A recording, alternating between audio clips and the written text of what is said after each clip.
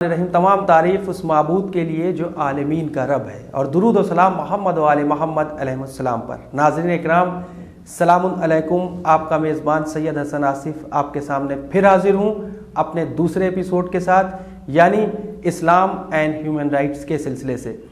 ایک انسان تبھی اشرف المخلوقات یعنی the best creation of God اللہ تبھی بن سکتا ہے جب وہ دوسرے کے لیے کام آئے، یعنی یوں ہم کہہ سکتے ہیں کہ جب تک انسان دوسرے کے لیے نہیں جیے گا تب تک کے لیے وہ بہترین اشرف المخلوقات نہیں بن سکتا۔ جیسے کہ مولا حسین نے بھی کہا تھا، جیو اور جینے دو۔ تو آئیے ہم اپنے اس پروگرام کی شروعات کرتے ہیں۔ یہ ہمارا دوسرا ایپیسوڈ ہے، اور پہلے کی طرح پھر اس بار ہم استقبال کرتے ہیں ڈاکٹر قدسی رضوی صاحب کا۔ ڈاکٹر صاحب السلام علیکم۔ علیکم السلام۔ خاص کر علماء سے سنا ہے کہ انسانی حقوق توحیدی فکر اور سوچ پر مبنی ہے، خاص کر ہم چاہیں گے اس کی وضاحت آپ کر دیں۔ بسم اللہ الرحمن الرحیم۔ ہمارے ہاں جو کچھ بھی ہے دین اسلام میں، وہ سب کا سب یعنی اس کا جو سینٹرل ٹاپک اور سینٹرل پوائنٹ ہے وہ ہے توحید۔ بے شک، یعنی کوئی بھی قانون ہو، کوئی بھی حکم ہو، کوئی بھی دائرہ ہو، وہ توحید سے جدا نہیں ہے۔ کیوں؟ اس لیے کہ ہمارا آغاز ہی ہوتا ہے خالق سے۔ اللہ وحدہ لا شریک نے یہ نظام بنایا ہے، اسی کو حق ہے کہ وہ قانون بنائے، وہی قانون کا بنانے والا ہے، شریعت کو ڈھالنے والا ہے، دین کو بھیجنے والا ہے۔ اسی لیے آپ دیکھیں کہ بنیادی طور پر جو ہیومن رائٹس کا کانسیپٹ ہے وہ ہمارے یہاں توحید پر بیسڈ ہے۔ یعنی ہیومن رائٹس کس نے دیے؟ اس کا پروپاؤنڈر یا اس کا فاؤنڈر یا اس کو دینے والا کون ہے؟ اللہ۔ بقیہ لوگوں کے ہاں جو دنیاوی ہیومن رائٹس کا کانسیپٹ ہے، وہاں لوگ، کوئی آرگنائزیشن، کوئی کمیٹی، کوئی باڈی ہے۔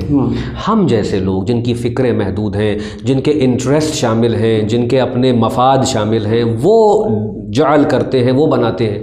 ہمارے یہاں اسلام کا امتیاز یہ ہے کہ جو بھی قانون ہے، جو بھی رائٹ ہے، وہ سب کا سب خدا کا بنایا ہوا ہے۔ نہیں تو پھر یہ اگر آئے گی بات تو پھر اپنی سوچ کے اعتبار سے لوگ اسلام کو دیکھ رہے ہیں کیا؟ یعنی ہاں، لوگ یہ سمجھ رہے ہیں کہ شاید ہم کوئی قانون نیا بنا کے آج پیش کر دیں گے جو اسلام میں کوئی کمی تھی، یا انسان کو حق ہے کہ وہ اپنے حساب سے ایک رائٹ ڈیولپ کر لے، رائٹ بنا لے، جبکہ جتنے بھی حقوق ہیں وہ سب کے سب خدا نے پہلے ہی سے اس کو بنا کے آپ کے سامنے بھیج دیا ہے۔ ہمارا کام ہے کہ ہم ان حقوق کو جان کر ان کو امپلیمنٹ کریں، اور اس پہ قرآن کی آیت بھی ہے، سورہ مائدہ اور آیت نمبر 45، 46، 47، اس میں اللہ کہہ رہا ہے کہ وہ انسان یا وہ گورننگ باڈی یا وہ رولر جو مسلمان ہے، وہ اگر اللہ کے نازل کردہ حکم کے مطابق عمل نہیں کرتا یا اس کا فیصلہ نہیں کرتا تو وہ کافر ہے، وہ فاسق ہے اور وہ ظالم ہے۔ یعنی وہ خدا نے جو قانون بنا دیا ہے، جو باؤنڈریز بنا دی ہیں، اسی کے مطابق آپ کو عمل کرنا بھی ہے اور کروانا بھی ہے۔ جو اس کے اگینسٹ چلا گیا اس نے کفر حکم خدا کیا، اس نے سماج میں فسق یعنی قانون کو توڑا اور بد نظامی کو پھیلایا، اور وہ ظالم بھی ہے۔ اس لیے کہ ظلم کہتے ہیں حکم خدا یا حق خدا سے منہ موڑ لینا۔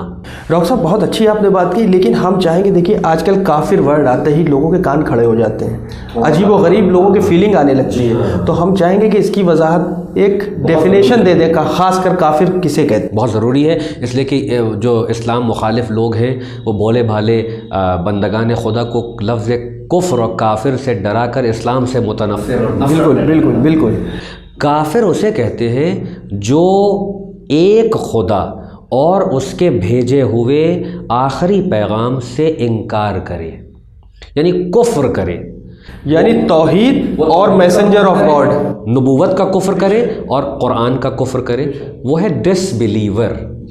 اور مشرک اسے کہتے ہیں جو ایک خدا کے علاوہ اور بھی خداؤں کو ایک ہی کیٹیگری میں رکھے اور سب کو ان کا آپس میں شریک مانے، وہ پولی تھیسٹ کہلاتا ہے۔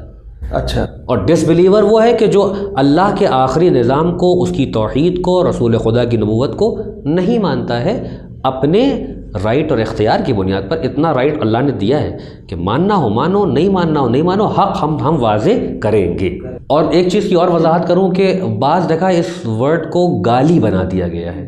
بھئی آپ چیزوں کو ڈیفائن کرنے کے لیے ٹرمز استعمال کرتے ہیں نا، بے شک۔ ہم اگر ٹرمز کی دنیا سے باہر آ جائیں تو اپنی بات کو پہنچائیں کیسے؟ مثلا لفظ سالہ اب آپ اس کو گالی بنا دیں کہ ابے سالے کریں آپ اس کو. تو یہ جو سالہ ہے اصل میں اس کو آپ کو اوریجنل ورڈ تک جانا ہوگا, اس سے کیا مراد ہے, کسی نے کیا اس کو بدل دیا ہے, اس کا یوسیج کیسا ہو گیا, اس سے ہم آپ کی فکر نہیں ہے. اصل چیز یہ ہے کہ اس ٹیکسٹ نے اسے کیسے استعمال کیا ہے. یعنی میں یہاں پہ اپنے ناظرین کو ایک میسج دوں گا, ہر وہ جو بندہ خدا ہے جو یعنی اسلام کے دائرے سے باہر بھی ہے اور وہ حق حیات رکھتا ہے, محترم ہے ہمارے لیے, اس کے لیے میسج یہ ہے کہ جب آپ کو اسلام, کفر یا شرک اس طرح کے ورڈز آئیں تو ہمارے اوریجنل لٹریچر تک آئیے, پرائمری سورس تک آئیے, کسی کے کہنے پہ مت جائیے. لوگ ٹویسٹ کر کے آپ کے اندر نفرت کا وائرس ڈال دیتے ہیں. بے شک, اپنی عقل لگاؤ, لوگوں کے بہکاوے میں نہ ہو. آج کل تو نارمل ایڈ بھی اسی طریقے کے آ. جی ہاں جی ہاں. اچھا, یہ ٹیکنالوجک دنیا سب کچھ اوپن ہے, بابا گوگل موجود ہے, سرچ کریے. بابا گوگل, بالکل صحیح کہا آپ نے. گوگل تو ایک ایسی کتاب ہو گئی ہے کہ گھر کی کتابیں لوگ کم دیکھ رہے ہیں, گوگل کی کتاب زیادہ دیکھ رہے ہیں. یہ تنزیہ نہیں ہے ناظرین, اسے تنزیہ نہ سمجھیے گا. اچھا, حکومت آتی ہے, ہر دور میں کسی نہ کسی حکومت رہی, لیکن عدل و انصاف کی جو حکومت قائم ہوئی تھی وہ مولا مشکل کشا, مولا کائنات حضرت علی بن ابی طالب علیہ السلام کے دور میں تھی. تو آپ کے دور میں جو انسانی حقوق تھے اس کی کیا مثال ملتی ہے؟ بہت سے, یہ اتنا خود ایک پورا موضوع ہے. مولا کائنات نے اپنے بہت موضوع, مثال طور پہ 4 یا 4.5 سال کی مدت میں, جس میں اتنی خانہ جنگی ہوئی ہے, آسان نہیں ہے 4 بڑی بڑی جنگوں کو لڑنا. اور عرب کی تاریخ میں ایک, جسے کہتے ہیں کہ یونانیمس ایک سٹیٹمنٹ آیا, سب نے یک زبان ہو کے کہا کہ مولا علی کی قلم رو میں, حکومت میں کوئی نہ بھوکا تھا, نہ کوئی بغیر کپڑوں کے تھا, نہ بغیر چھت کے تھا. یعنی یہ جو روٹی, کپڑا اور مکان, یہ بیسک ہیومن رائٹس ہیں. یہ اگر نہیں دیا تو انسان اپنی کیسے انسان رہے, وہ مجبور ہوتا ہے کہ چوری کرے, ظلم کرے, ڈاکہ ڈالے, بے ایمانی کرے. مولا کائنات نے 4 یا 4.5 سال کی مدت میں ہر ایک تک اس کپڑا بھی پہنچایا, ہر ایک تک کھانا بھی پہنچایا, ہر ایک تک مکان بھی پہنچایا. یہ ایک ایریا ہے چھوٹا سا. اس کے علاوہ ہیومن رائٹس میں سب, مسلم ہو کہ غیر مسلم ہو, یہودی ہو کہ عیسائی ہو, کوئی بھی ہو, اگر وہ اسلامی حکومت کے دائرے میں ہے تو اس کو حق حیات بھی حاصل ہے, حق عبادت بھی حاصل ہے, حق تعلیم بھی حاصل ہے, اس کی پراپرٹی بھی محفوظ ہے, اس کی جان و مال و عزت و آبرو محفوظ ہے, اس کے گھر کی عورتیں بھی محفوظ ہیں. ابھی فقط انسانی عدل و انصاف کی بات ہے. ایک عدلیہ ہے جہاں مولا کائنات عادل ہیں اور وہاں کے جج ہیں, ان کے سامنے جو آئے گا اس کو حق و انصاف ملے گا. یہ نہیں ہے کہ اچھا تم غیر مومن ہو, اچھا تم کرسچن ہو, بڑی پرانی لڑائی ہے تمہارے ساتھ, تو دیکھو اب تمہارے کیس کو ٹویسٹ کرتے ہیں. یعنی کوئی بھی آ جائے, وہ بازار میں ہو کہ وہ گھر میں ہو, کہ وہ عدلیہ میں ہو, کہ وہ جنگ میں ہو, کسی بھی درجے پہ ہو, امیر المومنین نے ہر ایک کو اس کا حق دیا. اور یہ مولا کا بہت مشہور جملہ ہے کہ علی ابن ابی طالب علیہ السلام یہ نہیں گوارا کر سکتا کہ ایک چیونٹی کو اس کا حق نہ ملے اور رزق نہ ملے, اور اگر اس کے منہ میں کسی اور کا رزق ہے تو علی اس کے منہ سے نکال کے حقدار تک حق کو پہنچا دے گا. بہت کمال کی بات رہی. آپ دیکھیے کیا مسئلہ تھا کہ وہ مولا کائنات جو زمین سے زیادہ آسمان کے راستے جانتے تھے, غربت کی زندگی جینا پسند کرتے تھے, محلوں میں بیٹھنا بالکل پسند نہیں کرتے تھے, کرسی کو اختیار نہیں کیا. آپ یہ دیکھیے, زمین پہ بیٹھنے والا, گھٹنے سے روٹی توڑ کے کھانے والا, لوگوں تک نوالے پہنچا رہا تھا. یعنی فقیر خود کہہ رہا ہے کہ کیا مجھ سے زیادہ بھی کوئی فقیر ہے جو یہ جو ہے امیر ممکنات ہے. ڈاکٹر صاحب, ایک کتاب ہے دی وائس آف ہیومن جسٹس, اور بڑی کمال کی بات تو یہ ہے کہ اس کو لکھنے والا ایک کرسچن رائٹر ہے جی, اور ہم چاہیں گے اس کتاب کے حوالے سے کچھ روشنی ڈالیں, کیونکہ یہ کتاب ہم جاننا چاہتے ہیں کہ خاص کر یہ مسلمانوں کے لیے ہے یا پھر اس میں اور بھی دوسرے مذہب کے لوگوں کے حقوق کے بارے میں بات کی گئی. یہ اتنی اہم کتاب ہے, اور لکھنے والا بھی دیکھیے کرسچن. اچھا کیا کہ یہ اس کا رائٹر جارج جورداق, جو ایک مشہور عیسائی پادری, انہوں نے مولا کائنات کی زندگی کو جب پڑھا اور اس پہ غور و فکر کیا تو اتنا متاثر ہوئے کہ انہوں نے ایک ضخیم والیوم لکھا پورا, the voice of human justice. اصل میں لکھی گئی عربی میں الصوت عدالت الانسانیہ, یعنی عدالت انسانی کی آواز. اور مولا کائنات کی پوری حیات پر ان کے جو فیصلے ہیں، انہوں نے جو ہیومن رائٹس کے لیے کام کیا، انسانی حقوق کے لیے کام کیا، اور تمام بندگان خدا کو ایک پلیٹ فارم پہ لے آئے جو قرآن کا میسج ہے، اس کے اوپر انہوں نے پوری کتاب کو لکھا۔ اور بڑا پیارا جملہ ہے ان کا کہ اے زمانے تیرا کیا بگڑ جاتا اگر تو ہر زمانے میں ایک علی کو بھیج دیتا۔ ہائے ہائے، واہ، یعنی لکھا کہ یہ اپنے زمانے سے پہلے چلے گئے۔ واہ، 4 سال کی مدت میں مولا کائنات نے ہر ایک کو اس پلیٹ فارم پہ لا کے کھڑا کر دیا کہ کوئی نادار اور فقیر نہیں ہے، کوئی بھوکا نہیں سوتا تھا، کوئی بغیر کپڑے کے نہیں تھا، کوئی بغیر چھت کے نہیں تھا، سب کے پاس ایک ذریعہ تھا، ذریعہ معاش تھا۔ اس کتاب میں مولا کائنات کے قضاوت، ان کے فیصلے، انہوں نے انسانی حقوق کے لیے کیا کام کیا، تعلیم و تربیت کے لیے، سماجی معاشروں کو کیسے سدھارا، بازار کو کیسے ریگولیٹ کیا، فنانس کو کیسے سنبھالا، اس طرح کی مختلف باتیں، اور وداؤٹ اینی ڈسکرمنیشن کہ کون کرسچن ہے، کون جیو ہے، کون مسلم ہے، ہر ایک کو اس کا حق پہنچایا۔ اور خود مولا کائنات بازاروں میں جاتے تھے اور بازاروں کے نظام کو ریگولیٹ کرتے تھے۔ اگر کوئی تولنے میں کوئی ذرا سی بے ایمانی کرتا تو اس کے ہاتھ پہ چھڑی مارتے تھے کہ اللہ کے نے حکم دیا ہے کہ اپنے ترازو کو جسٹس پر قائم رکھو۔ لوگوں کے ساتھ بیٹھنا، لوگوں کے ساتھ مزدوری کرنا، لوگوں کے ساتھ انوالو ہونا، اور یہاں تک کہ ملتا ہے کہ ایک بیوہ جس کا شوہر کسی جنگ میں مر گیا تھا، اس کے بچے بڑے چھوٹے تھے، مولا کائنات خود جاتے ہیں اس کے یہاں تنور روشن کر کے روٹی پکاتے ہیں اور بچوں کو کھلاتے ہیں۔ ایسا انسان، حقوق انسانی کی پاسداری کہ کوئی بھوکا نہ سونے پائے، ہر ایک کو محترم سمجھنا، عزت دینا، احترام دینا، اس کو حق ہے اپنی بات کہنے کا، فریڈم آف اسپیچ کا بھی حق ہے۔ اس کو اس رائٹر نے بیان کیا۔ ڈاکٹر صاحب، جس طریقے سے دیکھا جائے کہ رائٹس آف فریڈم سے کیا مراد ہے، کیا یہ بھی ہیومن رائٹس کے دائرے میں آتا ہے؟ جی ہاں، کیونکہ دیکھیے آپ نے شروع میں کہا کہ آزادی، اسلام نے ہر انسان کو حر بنایا ہے، یعنی حریت اس کے مزاج میں ہے۔